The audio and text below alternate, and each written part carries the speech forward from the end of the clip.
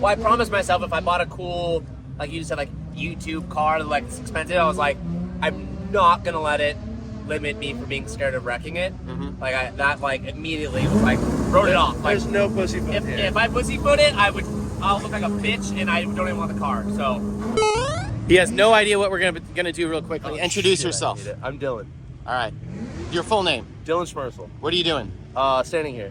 Okay. So he is pit crewing for TJ Hunt's Supra.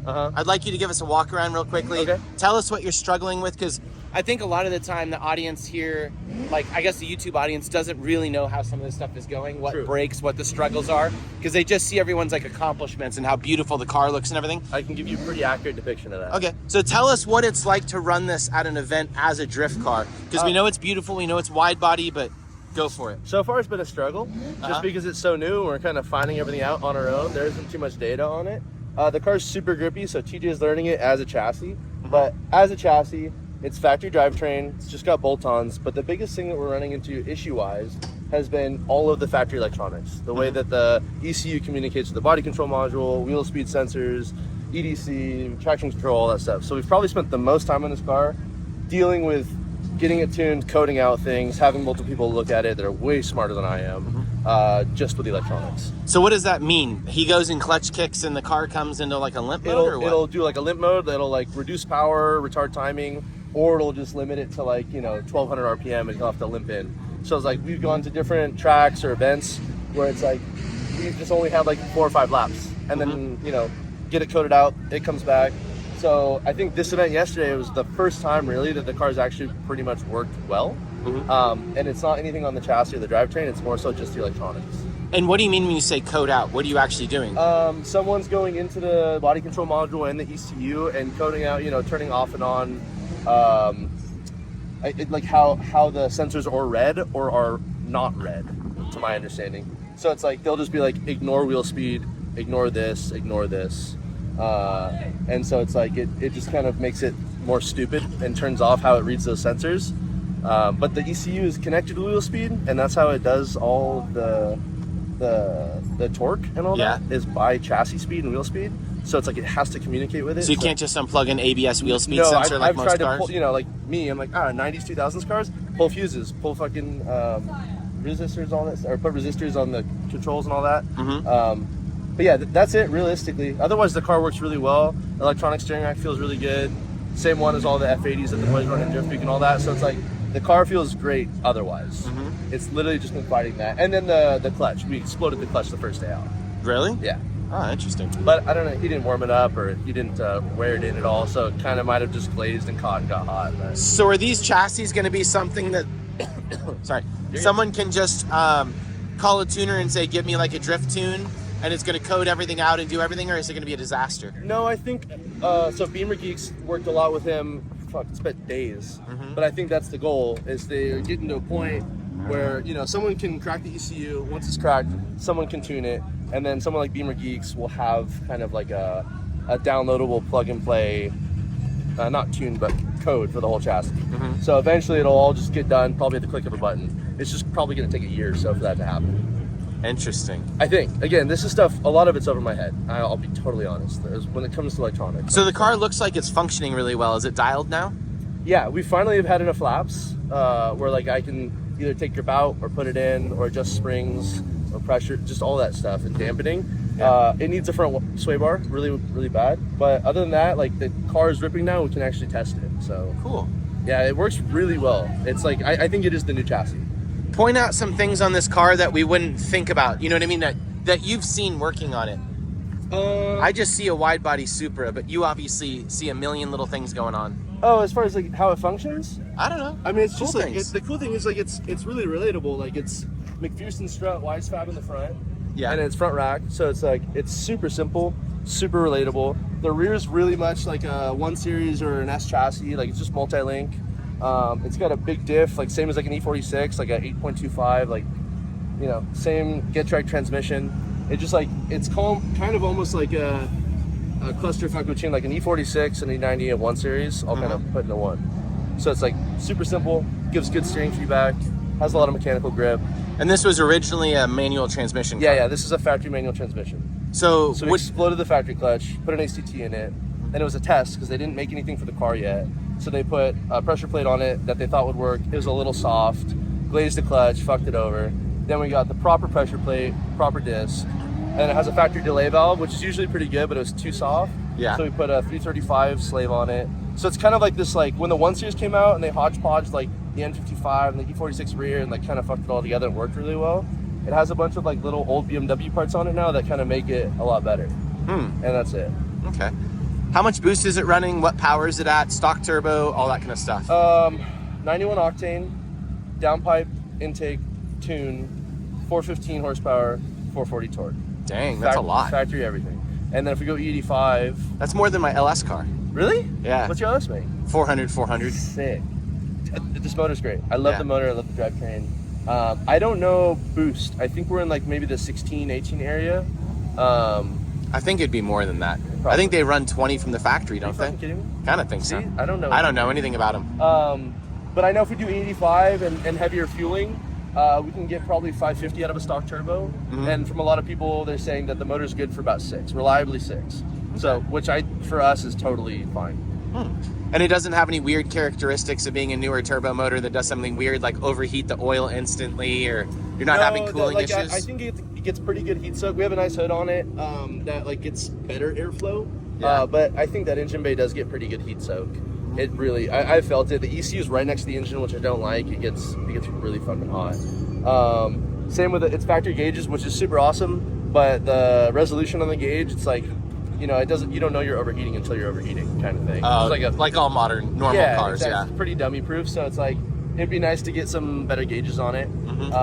But no, we've hot lapped this thing probably like. Y'all could just have an OBD2 screen that gives you exact readouts. Yeah, no, exactly. There's one that fits in like our AC vent that we have in there that will probably install against oil temp, coolant temp, stuff like that. Can we see the engine bay real quick? Yeah. I want to see how stock this baby is. One thing about these cars, by the way, is the fender is the hood. That's what I was going to hope you were going to show me, things like that. Oh. Like the fender is the hood, all the little So quirks and details of this car. it's super. I don't like how the taillights stood out, like from a standpoint where it's like you're gonna get close to walls. The thing that's gonna happen first is all of your factory metal and your taillights are the closest thing to any wall. I don't like this personally. The fact that it's the hood. I just think the replaceability and serviceability. Like Grant crashed this in earlier yesterday. Oh, and it hits the hood. Yeah, and so like everything kind of moves because there's so many moving parts in one area. And then all of your shit starts to rub and all the fitment stuff. The headlights are super expensive. Same thing. If you hit your fender, like you could shift your hood. And Yeah, I was gonna say most people would never realize you have to cut the hood on these to do big tires. Yeah, I had to which cut- is not a normal super weird. thing. Your over fenders don't really go on the fucking hood. But there's a lot of quirky stuff like that, I guess. There's a cooler in front of each wheel, so it's like you can't run too much caster, or else you'll scrub the cooler unless you upgrade the cooler. Here, if you look right in here. I see. So those are, I'm pretty sure that there's like You have to remember this chassis is like completely foreign to everybody, and you've seen it. Oh, there's instead of just like an air-to-air intercooler, it's like an air-to-water heat exchanger. Yeah. So there's one in front of the radiator, and then I believe those both are as well. And there's a separate coolant system for it. How many water pumps does the car have then? Like two or three? I think it has three. It's Three either two water or three pumps? electronic ones. Yeah. 3 water pumps. And then electronic steering. Yeah. And so if you want to do manual, you have to adapt a pump on there, which people. You're not going to though. I think Jordan did it on his, and he's like, oh, it's just this pump. So it's like, No, he has an electric pump on his. I'm pretty he does? sure. Okay. Yeah. So yeah, I'm not. It's just a different one. I'm not gonna do that. Are you gonna go drive? What? What do you know? Go drive. We're just looking at your plastic intake manifold. I know, right? Dude, The the spaghetti mess. octopus of hoses. It's a Lone Star inspired car. I told you that yesterday. Yeah. Real quickly, does the car overheat or have any weird quirks? Not yet. No, so you like it? Not yet. It drives well? Yes. I'll That's so notice cool. so we have a gauge that we haven't installed yet. That is an OBD plugin that will tell us oil and coolant temp. Haven't put it in yet, but the stock thing is just like bars. When I was hot lapping the back course, I got it to go up 1. That's the first time I've ever seen it change. Oh, so it's not really a big deal for overheating and stuff. Not yet, no. We've done like 30 laps in a row on this car. Yeah, and it's Wow. Tire pressures go up extra time, but the coolant temp hasn't been an issue. Yeah, it's been super solid. What's your favorite part of the car? Oh, I interrupted you. I interrupted everybody. Go ahead. I was gonna say, no, we have CSF radiators, Uh-huh. so there's that. But other than that, everything else stock. My favorite thing about it is that it drives like a BMW. And I've never driven forward by before. So I'm used to Z, where I stand on it and oftentimes I'll wash out. Yeah. So I'm used to pedaling. And on this car, it's like you can stand on it and I go forward rather than like kind of stay back. So I've just been enjoying the snappiness and driving characteristic of what the BMW feels like. Very cool. Yeah. Wheelbase is a little short. Yes, it's a little snappy. Yeah, so you we'll can show. tell from driving that That's it's kind of like- cool though. Yeah, it's real snappy. And then if you learn to drive it, then it's manageable. Yeah. I think it's going to be the chassis of the future. You think so? You Yeah. think they'll build enough of them? Yes. Well, dude, the real hack that we didn't want to learn, but people in Russia have already done it, is buying an automatic one and swapping the gearboxes. It's a 340i gearbox, GS6. So you buy it crash, like LZ did, for 20 grand. Yeah. Fix the frame if it's been whatever. Buy the gearbox for 4 grand. Put it on. Same car. The whole point of these is you can buy a car that's manual transmission that's new and drive that though. I know. And they're not that crazy expensive. They're expensive, but they're like 50? 60 grand. Oh, 60s. But I think now 60's starting to get But expensive. imagine buying a crashed one, Yeah, or even that's right. just a high mileage auto, and swapping the gearbox. Like I think that. And it allows you to do that and it doesn't like freak out. You have to get that figured out.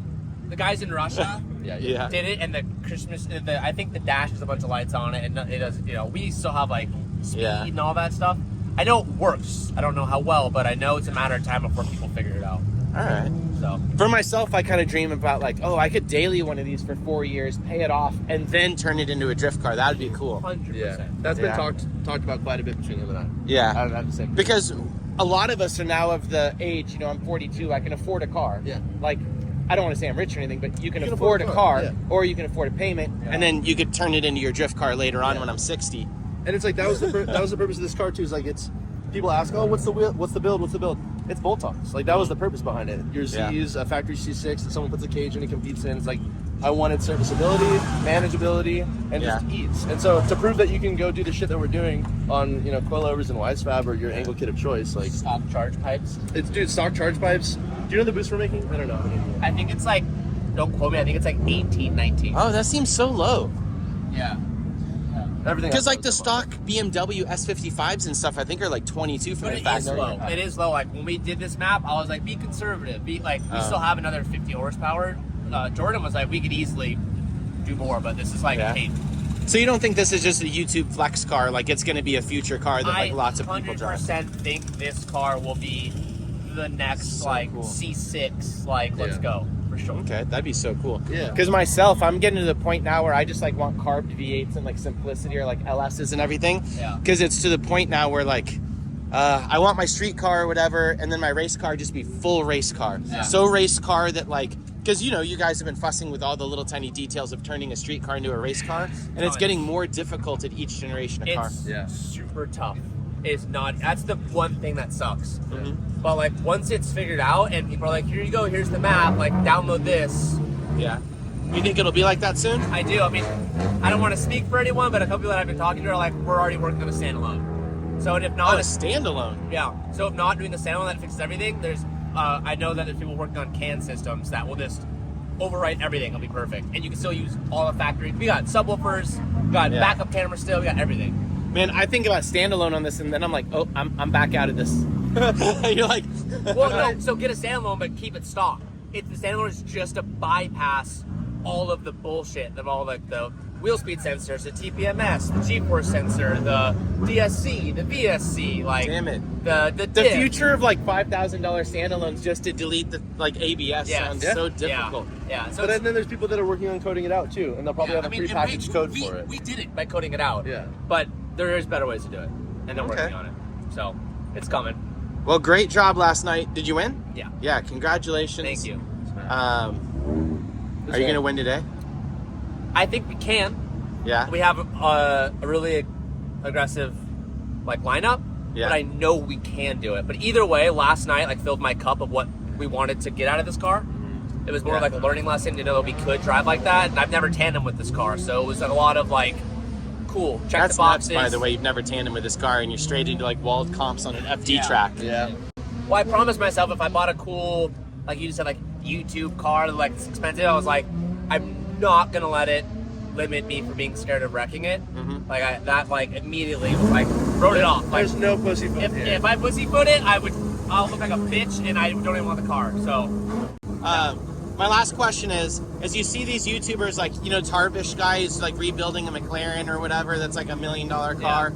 Or you saw like Daigo drift like a Lambo. Yeah. Why don't you just pull out all the stops and just go completely crazy and drift a Ferrari or Lambo or something crazy? When I say like Ferrari, I don't mean like some front engine one. I mean like a cool rear engine, you know. So I've thought about Testarossa. I've thought about it, and being the guinea pig sucks. Even though we chose I've to done do it with too many cars. I did it again with this because I really wanted the chassis. Yeah. I just don't care enough. I like to drive. I want to be driving. Okay. So to have like a showboaty car for the views, that's not really going to be competitive, probably. I just don't care. Okay, that's fair enough. Yeah. I agree with that. Yeah. Well, thank you so much for taking the time to chat with us. Yeah, man. Thank you for showing my itty bitty audience about your car and about how like it actually functions and works, not just that it's beautiful. No, I appreciate it. Go win. Who's your first battle? Brian Hans.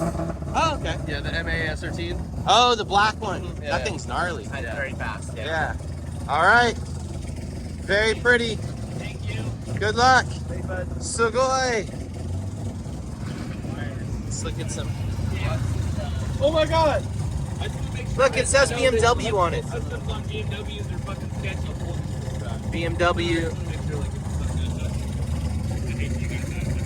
Look at all this stuff.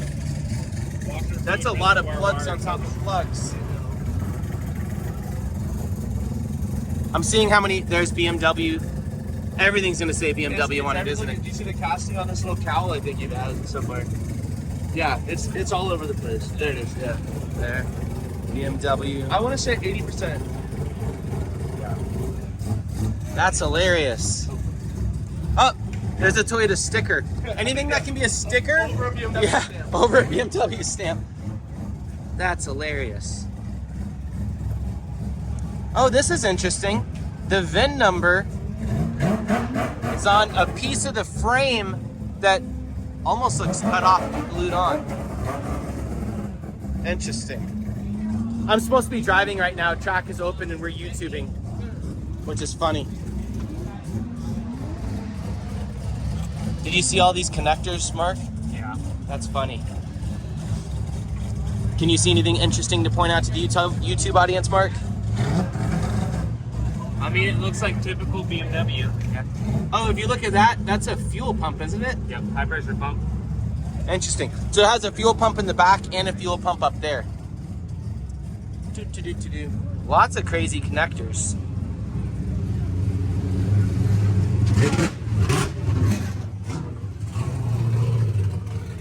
As a mechanic, how would you like to mechanic for a car like this?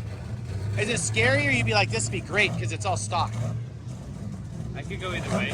Yeah. Because it's stock, it could be fine. But because it's a BMW, it could be a mess. Yeah. And for the business side of things, real quick, round 2 of Lone Star Drift is coming up. There's the information right there, May 20th and 21st. Grant Anderson and I are going to have a rematch after the crash at this event on Sunday during the competition. Taylor Ray's coming out with his rad Corvette. It's going to be a very cool weekend, and we're going to have tons of our other drivers out there. I'm super excited to see everybody in person. I will see you there. And huge shout out to all of the sponsors. WhatMonstersDo.com. They have a new logo directly underneath their old one right there. You can go to their website, use EBISU for the discount code. BC Racing Custom Coilovers, always on my car, thank you so much. NK Wheels, Rip Royal, KBD Body Parts, Body Kits, KBD Body Kits, Velino Tires, Vapetasia, Heatwave, Visual, and Spec Clutches. Thank you so much to these sponsors. And thank you to the patrons that support us over on Patreon.